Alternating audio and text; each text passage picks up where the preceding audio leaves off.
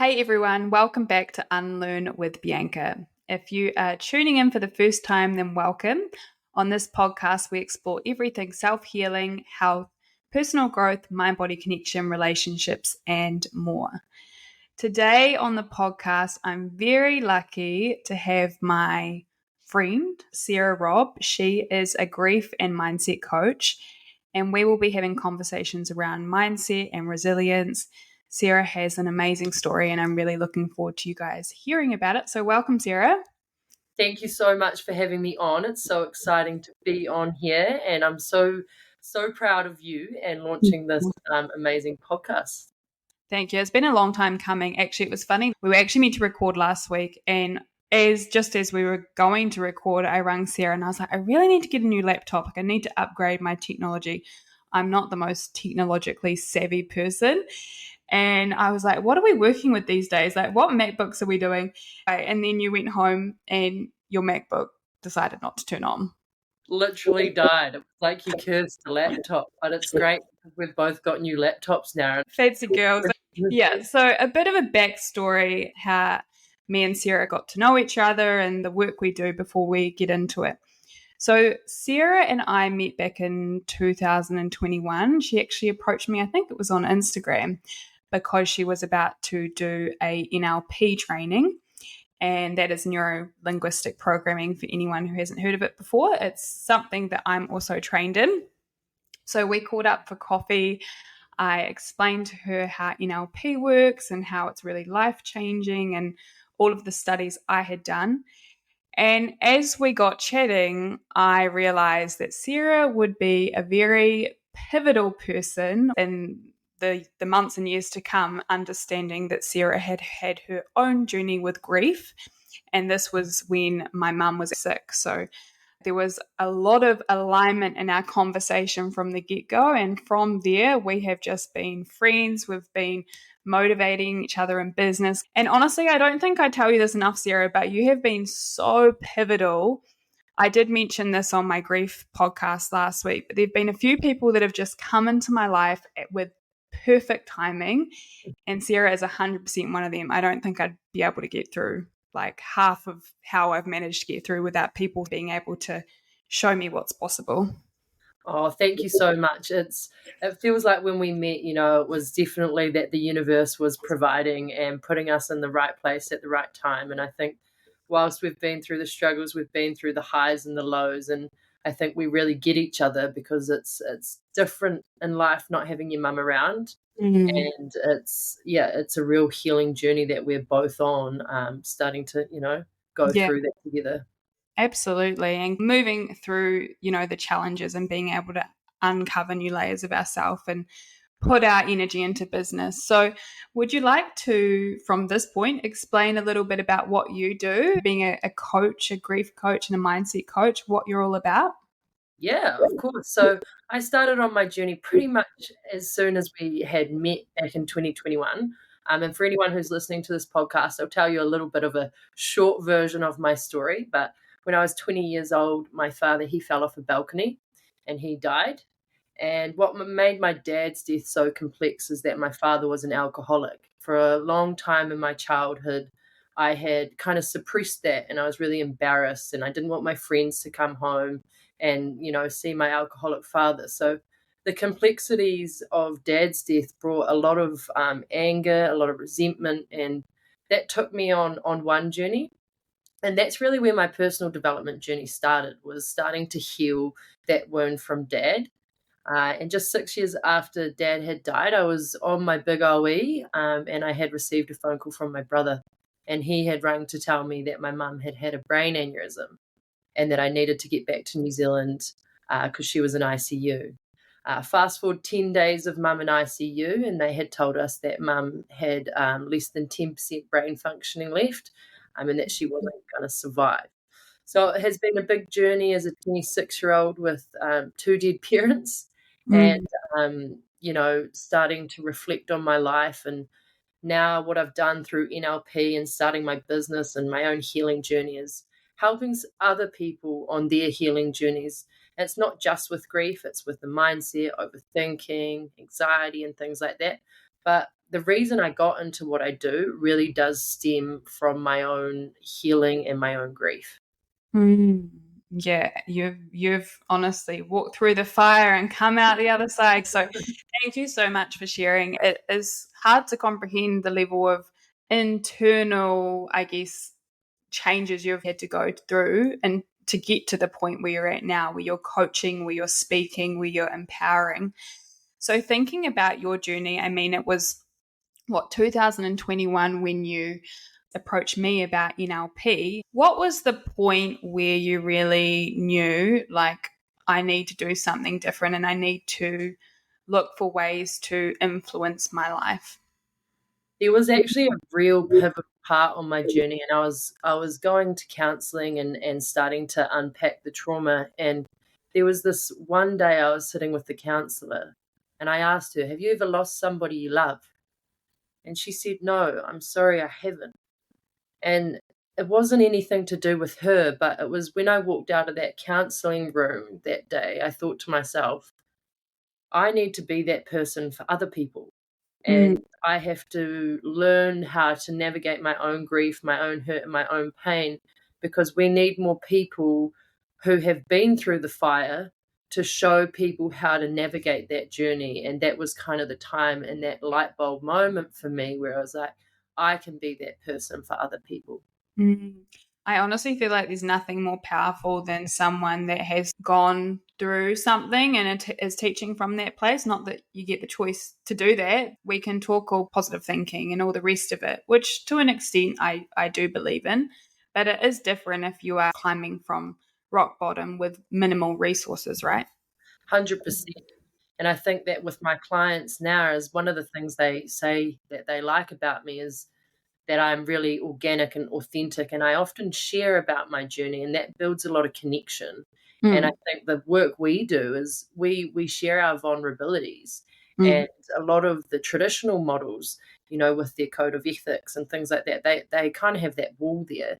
And mm. that I feel it means people can't really build that strong connection and help each other. Yeah. So, in terms of NLP, because I actually haven't spoken a lot about NLP through Instagram, or when you did your NLP training, what was something that really stood out for you? Was it just the training you did itself? Was there certain things that you did on that training that really shifted your perception and your mindset?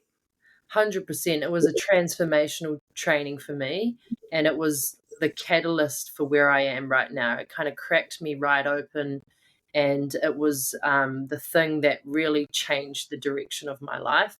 One of Mm, the things people don't understand perhaps is that our language is so, so powerful. Linguistics is such a powerful tool. And I say to clients, the reason that we're so much more evolved than any other species is of our ability to communicate through language. mm, And whilst language is great, it also creates a lot of our problems. And the language that we're talking in our internal dialogue, the language we're speaking out in the world, whether that's a projection, it can really create a lot of suffering. So when people can understand just how powerful language is and mm. how when you talk to yourself in a certain way, that can create your external reality. So when you can get on top of your internal dialogue, you can really begin to change your life. Absolutely. And on changing your life, I mean, obviously, you have worked from a really, well, I know your story personally. We've had lots of conversations. You've come from a really dark place. We won't go into all the depths of how you've managed to get out, but you have gotten out. So, you did your NLP training. What would you say are some really core tools or core perspective shifts that you had to make to start to empower yourself again? I think the first one is creating high levels of awareness. And what I see is so many people looking to the external world for answers about themselves. You know yourself better than anyone. So when you start looking internally and start looking at your wounds and start looking at your beliefs and your patterns and your strategies, that's where the power starts to come from. I realized I had all of these unconscious beliefs. I'm not good enough. I'm not smart enough. I'm not loved. And my coach at the time, she said to me, "Do you think those are going to serve you for the rest of your life, Sarah?" And I was like, "No." And she was like, "Well, we've got to start changing those because If you hold on to those beliefs, you're going to continue to struggle and you're going to continue to be in this dark place. So for me, it's really the first thing to create changes. Look within yourself. Don't look outside in the external world for answers. And that high level of awareness of your internal dialogue and your beliefs and your patterns, that is truly the first thing that you must get on top of before you can create any form of change. Start understanding that, that's when the shifts can change. Would you agree? Yeah, 100%. I mean, both of our work, although we teach different programs, I would say the first step dealing and working with my clients is always awareness, and the same for you. And you are so key about the language, because it's until we really start to tune in to become aware of our language, we have the same thoughts a lot of the time. We have the same thoughts daily. And it's really interesting when you actually sit with yourself for a day, you'll realize that, yeah, there may have been a program or a sentence running for a very long time. I just don't look good. I look fat, or I'm not good enough. I can't start this. I don't think we are aware of how often these are running in the background and the same ones are popping up. So when we can extract them, that is definitely the key to beginning to create change. Couldn't agree more. And it can be confronting. And I just want to say that is when I started looking internally, a lot of the reason people don't want to do that is because it can be frightening and it can be hard to look within yourself. But when you start looking inwards, that's where you find the gold and the stuff that you're looking for. You know, happiness comes from our internal world, not from our external world. And I think that so many people always wanting things in the external world to make them happy, but it's the internal work that's going to make you happy. So on that awareness piece, what were some of your, if you don't mind sharing, what were some of your major beliefs that you had to sort of crack and dismantle? As a kid, I was bullied for not being smart enough. I wasn't a great reader and I wasn't a great writer, and I was in reading recovery since I was a little girl. And I just held that belief through my whole life. Like, you're not smart enough to do that. You can't run a business. You're so behind everybody else. And I realized that I had, yes, I may be slower than other people to learn and extract information, but I've got so many other great qualities that balance that out. And so that was one big one that I had to break through. And the next one was I didn't feel loved. I felt loved as a child, but when both of my parents died, I started to go, well, if this has happened to me, obviously nobody loves me. Why me? And then there was this one pivotal day, and I remember thinking to myself, well, why not you, Sarah? And that was the shift that I needed. Like, why not you? And it shifted me out of the victim mentality. And when we shift out of the victim mentality, we can create so much power. Yeah, I think I talked about that on one of my earlier podcasts, and for me as well, that had been the most pivotal thing. Yeah, it's when we're asking why me, why me, why we, we're not getting any answers of how to get out of that place. But the truth is that life happens. We can only act on how we respond and the choices we make. But it is a hard lesson to learn. It's a hard mindset to accept. But I think you're right. Once you accept it, things do shift. Yes, it's easy to be a victim, and naturally our brain is lazy. We know Mm. that it works on the path of least resistance. So Mhm. it's easier to be the victim of what's happened in your life than it is to go, hey, I'm gonna take my power back and I'm going to do the work and I'm gonna look at my wounds and I'm going to unpack my life. Because that takes work and it is hard. But the results on the other end of that, and I'm sure you would agree, are transformational. Absolutely. And I think, yes, it's scary. It's scary on many levels, because we have to admit that, there's stuff there that perhaps we just haven't had the courage, or we haven't had the opportunity to look at. I know for all of the changes and the beliefs I've moved through, I've had to let go of many things in my reality, including relationships, including thoughts, including locations, all sorts of things that are so comfortable and have worked well to a degree. But sometimes when we value growth and change, it comes with the uncomfortability of releasing things that are no longer in alignment. And I think when we start to look at our beliefs and explore them, that's when a lot of that fear comes up. Change isn't comfortable. And one of the things I say to my clients is like, you've got to get comfortable being uncomfortable and starting to realize that actually this feeling of discomfort, it's a great sign of growth. Nothing grows in comfort. And the reason we like the comfort so much is because it's safe. And because we are an animal species, we're here for survival. So naturally, we are always in this safety place. But nothing can really grow or change while we're in that safety space. Definitely. So we've got awareness, and then what would come after awareness? I think the stories and narratives. I see a lot of people making things mean things with no factual evidence that it's real. Now, as humans, we're meaning making machines. We make everything mean something. It's like somebody doesn't text you back. It's like they don't care about me. Have you had that before? I mean, to be honest, I'm pretty shit at texting, so I wouldn't judge someone for that. But yeah, in my earlier days, yeah. So we create these stories and narratives, and the reticular active system, which I know we speak a lot about in our workshops and things, is our filtering system. And when we have these stories or beliefs, we are unconsciously finding evidence to support them. It's like, I have this belief of I'm not good enough. And then you'll find all of the evidence to support that story or to support that narrative. We know that's how the brain works. So it's really about getting clear on what's holding you back. What are your stories? What are your narratives? And starting to realize, actually, is there evidence for that, or are you just finding the evidence to support that?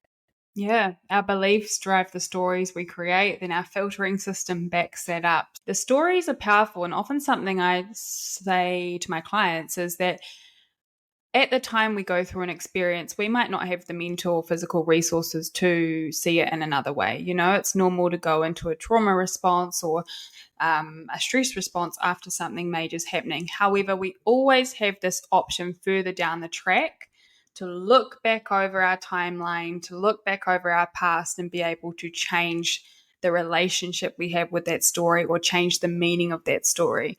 And that's what I personally have had to do with multiple things in my life. Opening up to looking at things in different ways is how we start to change those stories. 100%. And I think one of the quotes that I love is like, you can't change the past, but you can change your perception of the past. And for me, that's kind of been how I've managed to come through that fire. Is like, I couldn't change that both of my parents died, but I could change the way that I responded, and starting to choosing healing over suffering and starting to use this experience, yes, through the pain and the grief. But I didn't want to continue to suffer through my whole life. And I needed to make a choice. And those choices have put me directly on the path. And obviously now running a business and working with clients. And I'm sure you agree, like, our choices are really powerful. And I think people don't always realize just how powerful our choices are. Yeah, our choice is the most powerful thing we have. Until our last breath, we are always making choices. And that's one empowering thing to remember, that in any given moment, we have choices while we are alive. And even if it's a small choice difference, it can take you on another path given time, consistently making new choices. So I would agree. And I think to make a new choice, it kind of backtracks into changing the story, then backtracks into first changing the belief. So you've kind of done it in order there. Yeah, 100%. I think that, that when you start to realize how powerful choices are, like we make 30,000 choices a day. It's a lot of choices. You can start to change the direction of your life. And I think one of the things that people need to realize is that life is hard. There's a lot of things that are hard in life, but we've got to start choosing our hard. Like being in a relationship's hard, being single's hard. Easy, to be honest. For you perhaps, but for some people not so much. I'm joking, but yeah, you are right. Life it can be really hard. And sometimes it's just in those micro choices that we make. And actually being proud of ourselves when we do make a new choice. It's important to balance rewarding ourselves when we make a new choice and forgiving ourselves when we go back to an old pattern, because we are all human. And as long as we have the intention to move in the right direction. 100%. And I think what we need to start cultivating more of is self-compassion. So many people have such high expectations and of themselves and wanting to get things right, and their internal dialogues are always beating themselves up for not going to the gym or not doing this or not being on top of this up, and then they beat themselves up and they get into this cycle. You've really got to come at things with the lens of self-compassion. And for me, that has been a real big part of my healing journey, is taking the time to love me whilst I'm breaking down, not making these stories and narratives, not making it mean something, and just being really kind in my mind. Yeah, it's so important. It's something that I think a lot of us struggle with, or we're not really taught. I think especially in New Zealand as well, without generalizing too much, we sort of have that tall poppy mentality. You don't want to toot your own horn, but given time, I think that can create that narrative even deeper, that I don't want to stand out, and don't be too bolshy, don't be too proud or confident or like yourself too much, because that's going to reflect and you're not going to fit into the crowd. Yeah, and because we're an animal species, we always want to be accepted by the tribe. And if we stand out and say too much, it's almost like a threat to our survival. And I think that, so many people have a lot to say and a lot of light to bring and a lot of gifts to bring to this world. We just need to create more of an environment where it's actually accepted and safe to do that in New Zealand. Because I know me starting the business in the early days, like, I felt the tall poppy syndrome. I still do at times. Mhm. Like, can I really speak my truth? What will people think of me? But as I know you and I are developing, it's like we're getting our voices, and I think that's really powerful. Yeah, I 100% agree. Like, I'm starting on the back of grief, starting to find my energy, but also starting to find this unshakable confidence, which you are too. Like, this is my opinion. You can take it or leave it, and you don't have to agree. And that has taken me such a long time to develop. What do you think around other people and their ability to hold us small? How do we deal with that? It comes back to safety again. It's like people want to keep us safe and small, because we want to fit into the tribe or the pact. And if you stand out of that, it's almost like you could be a threat. I've done a lot of travel around America and Australia, and they don't have the same mindset as such. They stand back, put their shoulders back, they speak with confidence, they own who they are. I think there's a difference between arrogance and being proud of who you are and being who you truly are. And I feel like we need to bring more of that into New Zealand, because this tall poppy syndrome stuff, it really needs to go. And it's still really alive. Would you agree? Yeah, I think it is. I think when you get to a certain point, you can witness it more and not get sucked into it. I mean, I've found myself definitely in the past finding confidence and getting knocked back, thinking, oh, it's too much, and then doing it again and kind of repeating that cycle. But I think, again, if we value our own growth, if we're constantly checking in with our beliefs, something that grief has really taught me, I guess I've reflected on, is the fact that life is short. I mean, you, of all people, will know this too. And I don't want to spend my life worried about what other people think, because I've watched people in my life do that before, and I'm just not going to be doing that. And this is only a real new thing for me to fully say that and say it with conviction. But that's where I've got to. But I do agree with the tall poppy. It's just that you have to continually put that to the side and do you time and time again. 100%. And I'm similar to you. It's like you've got to build that confidence and strength. And now I feel like over the last 6 months, I've really gotten over that. And I'm like, what people think about me says more about them than it says about me. And starting to actually integrate that into my life has helped me create massive shifts.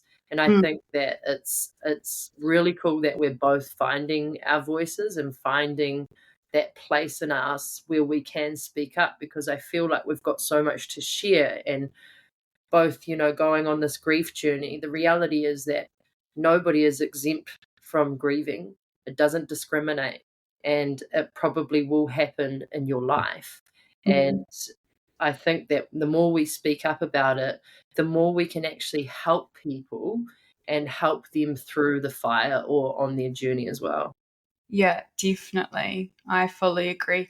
Yeah, I mean, I won't talk too much on grief, but it teaches you so many things. We have to be so mindful of who we choose to spend our energy with, what we feed in our conversations, what we're putting energy into. I used to have a lot of patience for people. I still have a lot of patience. I take that back. I used to have more patience probably for people that would feel really stuck, and I get there's some really complex situations out there, but I promise you, if you're listening, if you're in a job that you hate for 10 years and you're still really hating it, if you're in a relationship that's really not working for you and you don't feel safe and seen and heard and it's ongoing, we have to take different steps and we have to make different choices because life is short.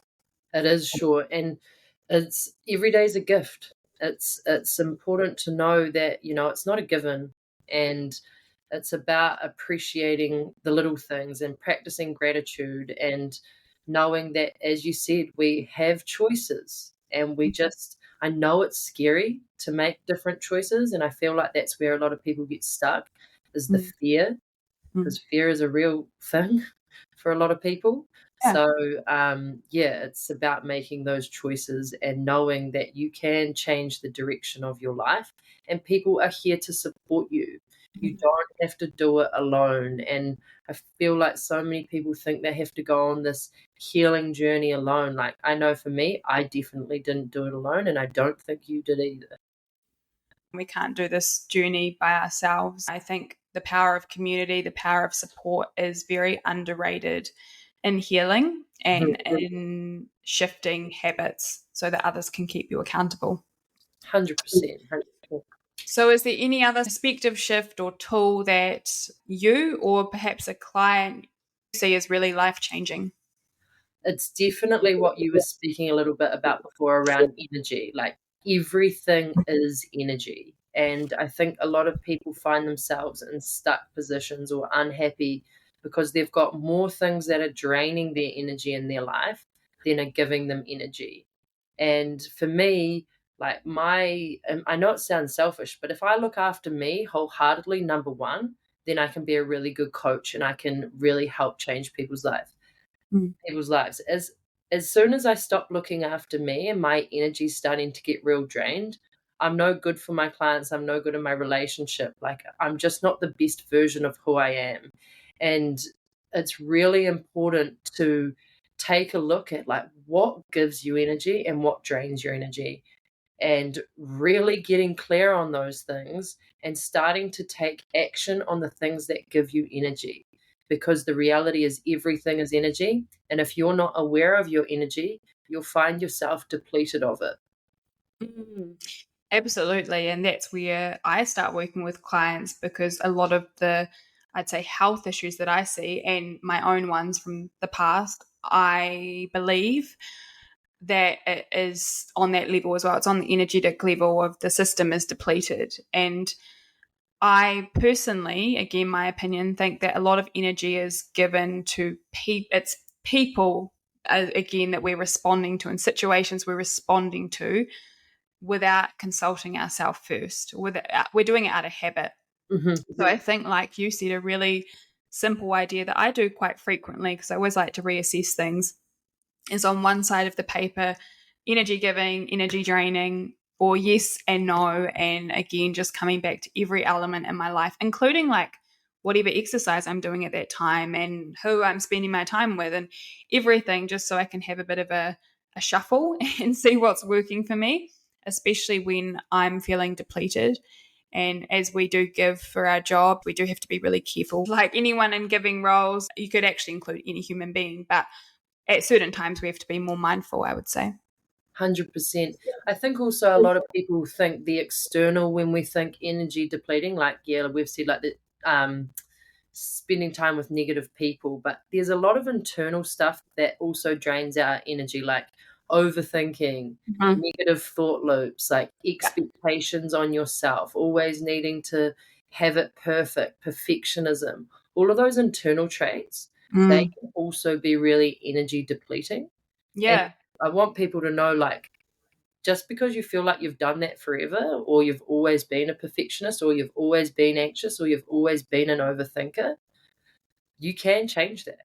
Yeah. It takes practice, but you definitely can. God, you should have seen me in the past. I was the biggest high achiever, perfectionist, people pleaser. I'm working through some patterns still, some lingering ones, but we're getting there for sure. What are things that give you energy? I'm curious. I haven't really asked you this question before.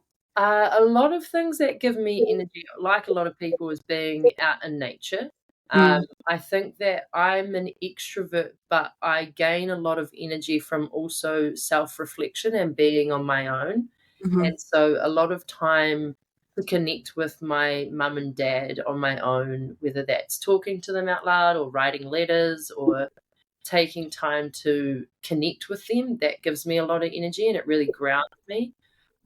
You know, gym, good nutrition, all of those things give me energy. But what gives me the most energy is having a good relationship with my internal dialogue, really being kind in my mind. I've kind of got this thing where, like, any negative thoughts or things like that, just using the tools to quieten that noise down, because I'm got a lot of energy when my brain is focused on the good rather than the negative. Yeah, I completely agree. Thank you for sharing. So, what would you tell your younger self, your younger self that was really stuck, that couldn't see a way forward, that was, I mean, by the sounds of it, stuck in more of a mindset, understandably, that was struggling? What would you say to that version of Oh, you? there's so many things. And I think each, kind of period of my life, it would have almost been a different thing. I know Mm. in my teenage years, it would have been like, stop trying to be liked by everyone, because I was somebody now in reflection that I actually probably was insecure in myself, but I was seeking kind of friendships and approval from other people almost to fill a void that I couldn't figure out. But at the time, I obviously didn't know that that was going on. So when I realized, like, you don't have to be liked by everybody, Sarah. Like, you don't even like everybody. That started to be a big thing that I would have told my younger self, is you don't have to be liked by everybody. I Mm. think more in my like 20s, and when mum died, and I would have told my younger self, like, it sounds so simple, really starting to cultivate that confidence within myself, like, you can do it. If you think you can't do it, a lot of the time you're your own biggest barrier. You've got to cultivate that self-belief. So for me, it would have been really around, Sarah, you can do it. Yeah, I love that. What Yeah. about you? What would you tell your younger self? Oh gosh. How young are we talking? I've lived many lives. I would say when I was really struggling with chronic pain and, a lot of sort of post traumatic symptoms without realizing that everything had affected me to the extent, I would say it's okay to feel. It's okay to express emotions or stop to feel emotions, because to be honest, that was something I wasn't really taught growing up on how to do. Emotions weren't dismissed, but I just didn't really see it a lot around me. And I often felt that I had to kind of contain myself a lot.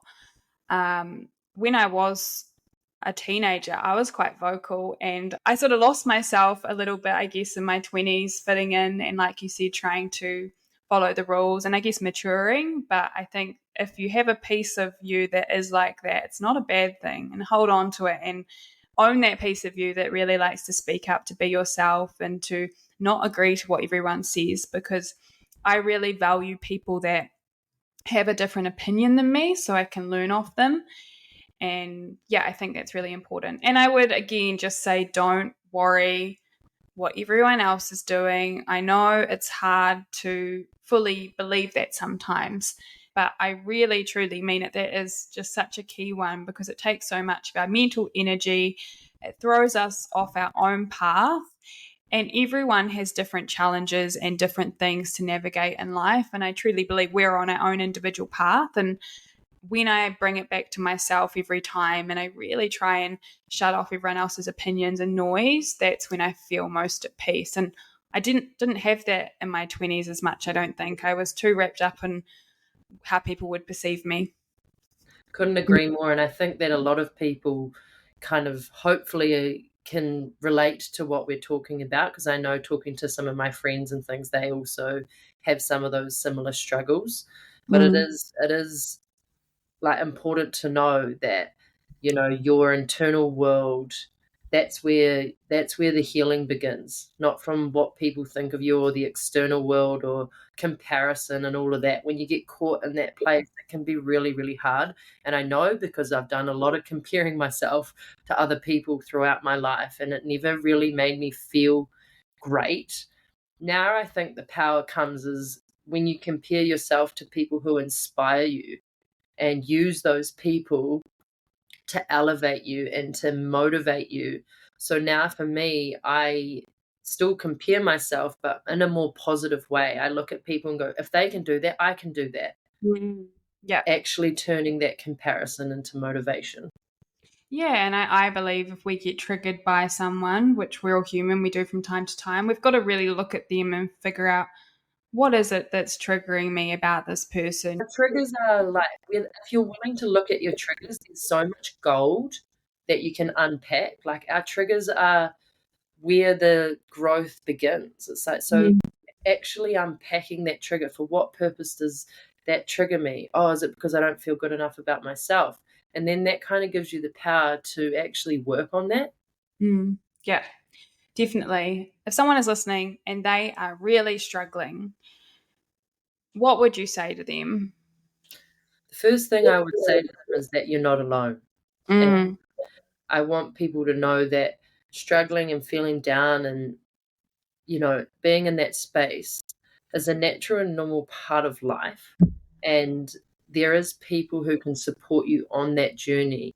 And I think a lot of what you said just before is like, we must feel our pain in order to heal our pain. And a lot of people I see are suppressing or pushing away or pretending like things aren't there. And that avoidance can be really damaging in the long term. So if you are in a struggling place right now, know that expressing the emotions and feeling the emotions is a natural human experience, and it's part of the healing journey.